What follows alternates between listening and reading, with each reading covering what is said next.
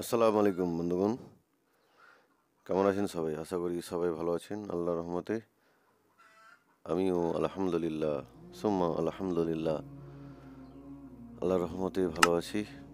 আল্লাহ ভালো রেখেছেন, এই জন্য আল্লাহর অসীম শুক্রিয়া এবং আল্লাহর জন্য আল্লাহ আমাদের জন্য বেশি বেশি করে ইবাদত করি, যাতে করে আমাদের সুস্থ সবল রাখেন আল্লাহ তাআলা। এবং এই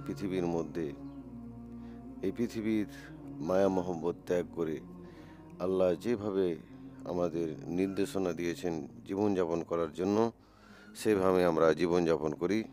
এটাই আমি আল্লাহর কাছে দোয়া করব আপনাদের জন্য, এবং আপনারাও আমার জন্য দোয়া করবেন, যাতে করে এই যে পরিকল্পনা, এই যে কাজ আমি হাতে নিয়েছি, সেটাতে আমি সফল হতে পারি ইনশাআল্লাহ। তো চলেন আজকে সূরা আস-সাফ এর শেষের কয়েকটা আয়াত আছে, তার বর্ণনা করব এবং দেখব এখানে আল্লাহ তাআলা কি বলেছেন, এবং এখান থেকে আমাদের জন্য কি কর্তব্য বা আমাদের কি করণীয় রয়েছে, সেদিকে আমরা বিশেষভাবে ধ্যান দেব এবং সেই অনুযায়ী আমরা কাজগুলো করব। এটাই আল্লাহ তাআলা এই কোরআনের মধ্যে বলেছেন, আর এটাই আমাদের করা উচিত। তাহলে আমরা আল্লাহর প্রিয় বান্দা, আল্লাহর মুমিন বান্দাদের তাদের সাথে আমাদের কি হবে, আমাদের হিসাব কিতাব হবে, বা তাদের সাথে আমরা জান্নাতুল ফেরদাউস যেতে পারবো ইনশাআল্লাহ।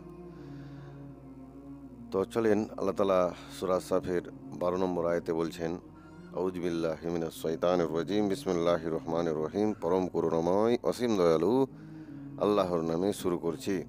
ইয়াগফির লাকুম যুনুবাকুম ওয়া ইয়াদখিলকুম জান্নাতিন তাজরি মিন তাহতিহাল আনহারু ওয়া মাশাকিন তাইয়্যিবাতান ফি জান্নাতিন আদনিন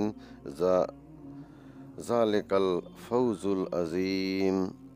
তিনি তোমাদের জন্য তোমাদের পাপসমূহ ক্ষমা করে দেবেন। অবশ্যই যদি আমরা আল্লাহর দেখানো পথ অনুযায়ী জীবনযাপন করি।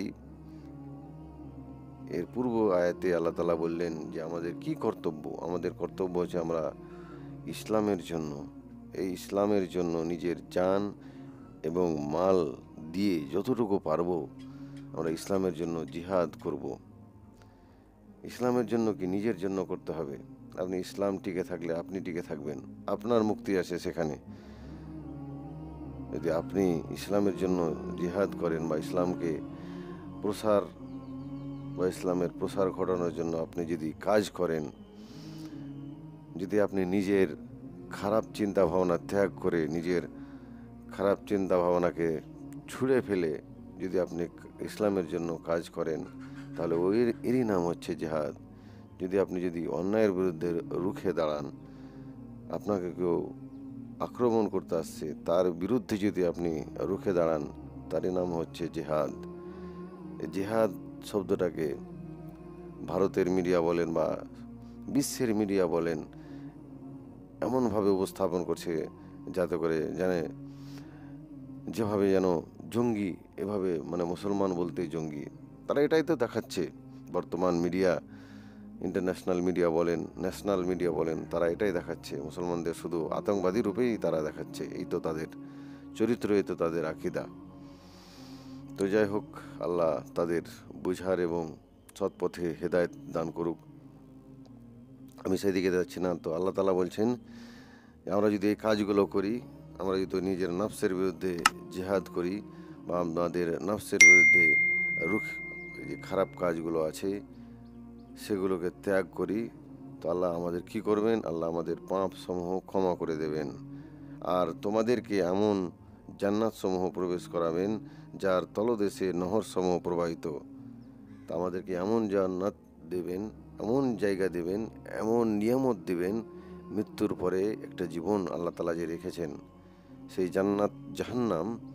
তো সেই জান্নাতের বর্ণনা আল্লাহ তাআলা করছেন যে সেই জান্নাতের নিচ দিয়ে সেই জান্নাতের নিচু দিয়ে কি বয়ে যাবে? এক নহর, এক নহর বয়ে যাবে। এবং চিরস্থায়ী জান্নাতসমূহে উত্তম আবাসগুলোতেও প্রবেশ করাবেন। এটাই মহা সাফল্য। তো মহা সাফল্য কি?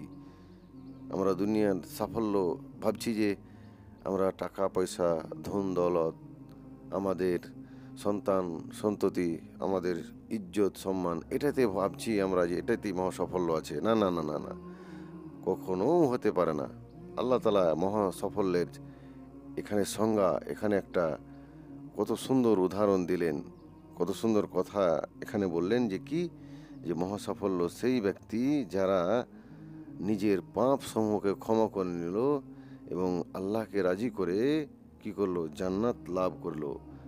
আর সেই জান্নাতের মধ্যে কি আছে? সেই জান্নাতের মধ্যে আল্লাহ বলছে নহর সমূহ বয়ে যাবে। তাফসীরগণ বলছেন বা হাদিসে এসছে যে সেখানে এমন নহর, এমন দুধের নহর থাকবে। এই যে আমরা সারাব, এই যে আমরা মদ পান করছি, এটা তো মদ খেলে তো আমাদের হুঁশ থাকে না। তাআলা তাআলা সেই জান্নাতের মধ্যে এমন মদের বা এমন সুরার ব্যবস্থা করেছেন যেটা খেলে মানুষ বিভ্রান্ত হবে না, যেটা খেলে মানুষের মাথা খারাপ হবে না, বরং আরও তার শরীরের তেজ, আরও তার শরীরের মনটা আরও তার উৎফুল্ল হবে। এই হচ্ছে জান্নাতের নিয়ামত, যেখানে মানুষ তার যাবতীয় ইচ্ছা, তার যাবতীয় সব আকাঙ্ক্ষা পূরণ করতে পারবে। এই জন্য আল্লাহ তাআলা জান্নাত রেখেছেন, আর এই জন্য আল্লাহ তাআলা জাহান্নাম রেখেছেন। এই পৃথিবীতে এমন কাজ আছে, এমন কিছু খারাপ কাজ আছে যেগুলোর শাস্তি এই দুনিয়াতে দিয়ে দিলে আল্লাহ তাআলা সেটা পূরণ হবে না। ওই জন্য আল্লাহ তাআলা পরকালকে রেখেছেন। আর যারা জান্নাতবাসী হবে তারা সেখানে চিরস্থায়ীভাবে থাকবে। এখানে চিরস্থায়ী কোনো শেষ বা কোনো সময়ের খতম সেখানে নেই। সেখানে একবার মৃত্যুর পরে যে জীবনটা আসবে আর কোনো মৃত্যু আসবে না সেই জান্নাতবাসীকে যারা জান্নাত সমূহে থাকবেন। আর আল্লাহ তাআলা বলছেন এটাই হচ্ছে মহা সাফল্য, এটাই মহা সাফল্য। আর আমরা কি সফলতা অর্জন করছি এই পৃথিবীর মধ্যে একবার ভাবি, একবার বুঝি। আমরা কাকে সফলতা বলছি? আল্লাহ কাকে সফলতা বলছেন আর আমরা কাকে সফলতা বলছি? অবশ্যই আল্লাহ ভালো জানেন, আল্লাহই আমাদের ব্যাপারে বেশি ভালো জানেন। যিনি সৃষ্টি করেছেন তিনি আমাদের ব্যাপারে জানবেন না? অবশ্যই জানবেন। তিনি জানেন আমাদের কোনটা ভালো এবং আমাদের জন্য কোনটা খারাপ। এই জন্য আল্লাহ তাআলা আমাদের এই এত সুন্দর কিতাব, এত সুন্দর, এত সুসজ্জিত, এত মহামণ্ডিত, এত গর্বিত একটা কিতাব আমাদের জন্য আল্লাহ তার প্রিয় নবী হযরত মুহাম্মদ সাল্লাল্লাহু আলাইহি সাল্লামের মাধ্যমে আমাদের দিয়েছেন জীবন ধারণ বা জীবনযাপন করার জন্য। কত সুন্দর আল্লাহ তাআলা সাফল্যের কথা বললেন। তা আমরা অবশ্যই এই সাফল্যের জন্য আমরা কাজ করব বা এই সাফল্যের জন্য আমরা কি করব? প্রতিযোগিতা করব, যাতে করে আমরা এই সাফল্যটাই অর্জন করতে পারি এই পৃথিবীর মধ্যে, যেভাবে আল্লাহ তাআলা এখানে বলেছেন। এরপরে 13 নম্বর আয়াতে আল্লাহ তাআলা বলছেন ওয়া উখরা তুহিব্বুনাহা নাসরুম মিনাল্লাহি ওয়া ফাতহু কারিবুন ওয়া বাশশিরিল মুমিনিন। এবং আরও একটি অর্জন যা তোমরা খুব পছন্দ করো। এবার আরও একটা সাফল্য বা আরও একটা অর্জনের কথা বললেন যা আমরা খুব পছন্দ করি, অর্থাৎ আল্লাহর পক্ষ থেকে সাহায্য ও নিকটবর্তী বিজয়। অবশ্যই আমরা যদি নিজের অন্তরকে সাফ করে বা নিজের যত খারাপ চিন্তা ভাবনাকে ত্যাগ করে যদি আমরা আল্লাহর যেই পথ আমাদের দিয়েছেন, যে ইসলামের পথ, যে যে সঠিক পথ যে দিয়েছেন, যদি তা আমরা ফলো করি বা তা আমরা অনুসরণ করি, তা আল্লাহ কি বললেন? এটা তো আল্লাহ তাআলা কি করবেন? আমাদের বিজয় দান করবেন। তো অবশ্যই আমাদেরই সফলতা অর্জন হবে। আল্লাহ একবার আমরা আসি না, দেখি না, আমাদের তো সময় নাই, একবার সময় বের করি আর আল্লাহর দেখানো এই মহা সাফল্য, আল্লাহর দেখানো এই বিজয়ের পথের দিকে আমরা অগ্রসর হই। দেখেন আপনার মর্যাদা, আপনার স্থান কোথায় যাচ্ছে। আর মুমিনদেরকে তুমি সুসংবাদ দাও। আর যারা মুমিন তাদেরকে আল্লাহ তাআলা সুসংবাদ দিতে বলছেন। কার মাধ্যমে? আমাদের প্রিয় নবী হযরত মুহাম্মদ সাল্লাল্লাহু আলাইহি সাল্লামের মাধ্যমে আমাদেরই যেন বলছেন। আমাদের এই কথা, আমাদের জন্য এই কিতাব, আমাদের জন্য এই কথাগুলো, কারোর জন্য নয়। যারা অবশ্যই যারা বিশ্বাসী, যারা মুত্তাকি, যারা এই কথাগুলোর উপর বিশ্বাস করে, আমল করে, তারাই হচ্ছে সাফল্য, আর তারাই বিজয় লাভ করবে, তারাই একদিন জিতবে। যারা এই কোরআন অনুযায়ী জীবনযাপন করবে, জীবন ধারণ করবে, তাদেরই একদিন সফলতা, তারাই হবে মহা সাফল্য। যেভাবে আল্লাহ তাআলা এখানে বলছেন, এই তাফসীরে কি বলছে, অর্থাৎ যখন তোমরা তার রাস্তায় যুদ্ধ করবে এবং তার দ্বীনের সাহায্য করবে, তখন তিনি তোমাদেরকে জয় ও সাহায্য দানে ধন্য করবেন। অর্থাৎ যদি তোমরা আল্লাহর দ্বীনের সাহায্য করো, তাহলে আল্লাহ তোমাদেরকে সাহায্য করবেন এবং তোমাদের পা দৃঢ় প্রতিষ্ঠিত রাখবেন। আল্লাহ নিশ্চয় তাকে সাহায্য করেন যে তাকে তার ধর্মকে সাহায্য করে। আখিরাতের নিয়ামতের তুলনায় এটাকে আসন্ন বিজয় গণ্য করেছেন, আর এ থেকে মক্কা বিজয় বোঝানো হয়েছে। আর কেউ কেউ প্রতাপশালী পারস্য ও রোমক রাজ্যদ্বয় মুসলিমদের জয়লাভ করাকে এরই বাস্তব চিত্র গণ্য করেছেন, যা খেলাফতের রাশেদার যুগে মুসলিমরা লাভ করবে, অর্থাৎ মৃত্যুর পর জান্নাতের এবং দুনিয়াতে বিজয় ও সাহায্যের। তবে শর্ত হলো ইমানদারকে ইমানের দাবিসমূহ পূরণ করতে হবে। অবশ্যই ইমান যদি আমাদের ভিতরে না থাকে, তাহলে আমরা বলতে পারবো না আমরা কোনো কাজে সফলতা অর্জন করতে পারবো, বা কোনো কাজ করে আমরা সেখান থেকে বেরিয়ে আসতে পারবো। অবশ্যই কোনো কাজ আমরা সফলতা পেতে চাইলে, বা কোনো কিছুতে আমরা বিজয় অর্জন করতে চাইলে, বা আমাদের এই যে বর্তমান অবস্থা, এই যে মুসলমানদের বর্তমান অবস্থা, এর জন্য আমরা নিজেরাই দায়ী। আমরা এই কোরআনকে ভুলে যাচ্ছি, আমরা নিজের দ্বীনকে ভুলে যাচ্ছি, আমরা নিজের দ্বীনের থেকে সরে এসেছি। তার জন্য আমাদের এই বর্তমান এই পরিস্থিতি। তো যুগে যুগে কালে কালে এরকম ফেরাউন, এরকম অত্যাচারী শাসক আসতেই থাকবে, যদি আমরা নিজেরা পরিবর্তন যদি না হয় তাহলে। তো এটাই আল্লাহ তাআলা এখানে বলেছেন যে আমাদের অবশ্যই কি করতে হবে, মুমিনদের অন্তর্ভুক্ত হবে। যেভাবে মুমিন ব্যক্তি তার আত্মাকে, নিজেকে এবং দ্বীনের জন্য যেভাবে কষ্ট, যেভাবে সহ্য করে, পরিশ্রম করে দ্বীনের প্রসারের জন্য কাজ করে, তো তারাই সফল হবে। যারা এই কাজটা করবে, যারা দ্বীনের জন্য মেহনত করবে, আর যারা দ্বীনের জন্য নিজের ইমানটাকে ঠিক রাখবে, আর যারা দ্বীনের পথে চলবে, তারাই হচ্ছে মহা সাফল্য। আর আল্লাহ তাদের কি সফলতা দান করবেন, এখানে এটাই বোঝাতে চেয়েছেন আল্লাহ তাআলা। আর আরও মুফাসসিরিগণ বলছেন এটাতে মক্কা বিজয়ের কথাও বলা হয়েছে, বা কেউ কেউ বলেন যে পারস্য রোমান সাম্রাজ্য, যেটা পরবর্তীকালে খেলাফতের আমলে, উমার এর আমলে যেভাবে তা উমার রাদিয়াল্লাহু তাআলা আনহু জয় করেছিলেন, তার ব্যাপারে এখানে কোনো মুফাসসিরিকরাম বলছেন। এরপরে 14 নম্বর আয়াতে আল্লাহ তাআলা বলছেন, ইয়া আইয়ুহাল্লাযীনা আমানু কুনু আনসারাল্লাহি কামা ক্বালা ঈসা ইবনু মারইয়াম লিল হাওয়ারিয়িনা মান আনসারিয়া ইলাল্লাহি ক্বালাল হাওয়ারিয়ুনা নাহনু আনসারুল্লাহি আমানাত তাইফাতুম মিন বানি ইসরাঈলা وقافرت طائفة فأيدنا الذين آمنوا على عدوهم فأصبحوا জাহিরিন। হে মুমিনগণ, তোমরা আল্লাহর সাহায্যকারী হও, যেমন মারিয়াম পুত্র ঈসা হাওয়ারীদেরকে বলেছিল, আল্লাহর পথে কারা আমার সাহায্যকারী হবে? হাওয়ারীগণ বলল, আমরাই আল্লাহর সাহায্যকারী। তারপর বনী ইসরাইলদের মধ্যে থেকে একদল ঈমান আনলো এবং অপর একদল প্রত্যাখ্যান করলো। অতঃপর যারা ঈমান আনলো, আমি তাদেরকে তাদের শত্রু বাহিনীর উপর শক্তিশালী করলাম, ফলে তারা বিজয়ী হলো। ঈসা আলাইহিস সালামের খাস অনুসারীদেরকে হাওয়ারি বলা হতো। যারা ঈসা আলাইহিস সালাম এর খাস অনুসারী ছিলেন, বা যারা ঈসা নবীকে যারা মানতেন, তাদেরকে হাওয়ারি বলা হতো। অবশ্যই যারা আল্লাহর কথা, আল্লাহর দিনের কথা বা আল্লাহর হুকুম যারা মানবে, অবশ্যই আল্লাহ তাদেরকে যেই হালাতে হোক, যেইভাবে হোক, তাদেরকে আল্লাহ তাআলা সাহায্য করবেন। আর এখানে ঈসা আলাইহিস সালামের কথাই বলা হচ্ছে এবং তার অনুসারীদের কথা বলা হচ্ছে।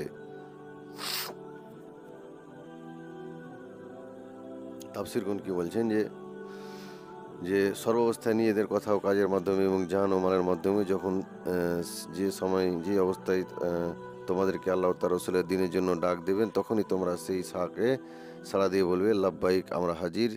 যেভাবে অবশ্যই আমাদের যখনই দিনের প্রয়োজন, যখন ইসলামের প্রয়োজনের খাতিরে আমাদের যখন ডাক পড়বে, বা আমাদের ধরে নেন কেউ আমাদের কোনো জায়গায় আমাদের ডাকছে, বা কোনো মাহফিলের মধ্যে আমাদের তাবলিগ, যে তাবলিগি ভাইরা, তাবলিগি জামাত আছে ভারত উপমহাদেশের মধ্যে, বা এই যে 4-3টা দেশ আছে, ভারত, বাংলাদেশ, পাকিস্তান, এই যে তাবলিগি জামাত আছে, সেই ভাইরা কত পরিশ্রম করে ইসলামের জন্য, দিনের জন্য। যারা মাসের মাস ইসলামের দাওয়াতি কাজের জন্য তারা ঘর থেকে বেরিয়ে পড়ে।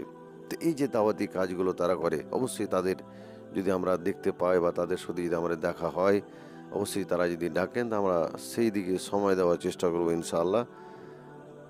দিনের কাজটা করব এক কথায়। আমরা তাদের ডাকে কী করতে হবে? লাব্বাইক বা হাজির, আমরা হাজির। যেভাবে ঈসা আলাইহিস সালামের শিষ্যরা তার ডাকে লাব্বাইক বলেছিলেন, অবশ্যই ঈসা আলাইহিস সালামের কথা এখানে হাওয়ারি আজার কথা এখানে বলা হয়েছে।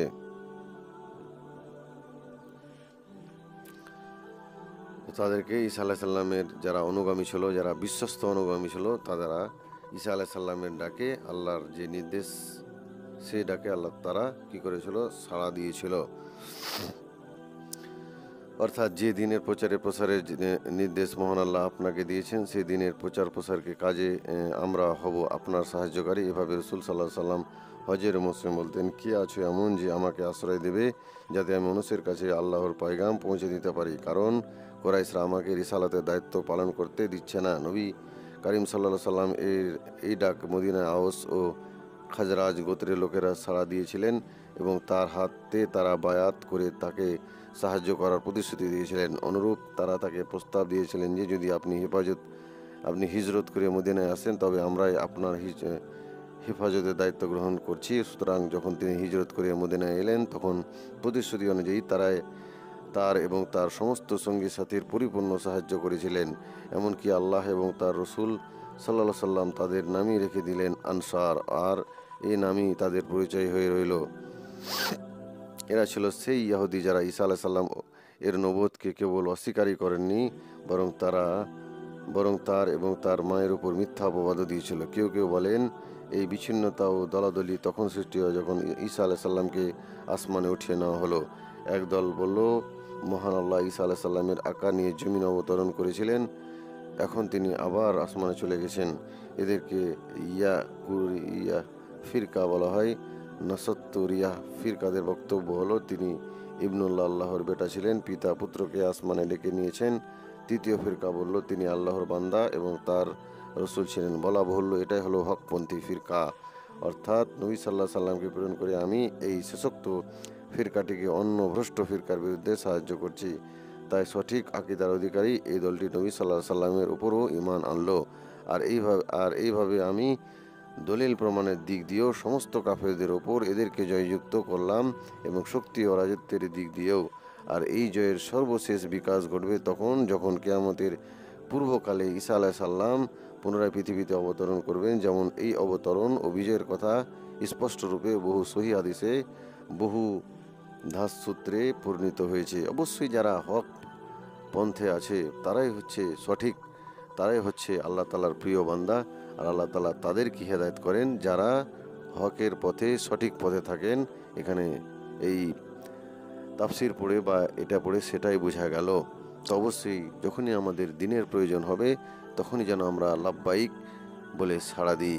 এটাই আল্লাহ তাআলার বিধান, এটাই আল্লাহ তাআলার কারণ।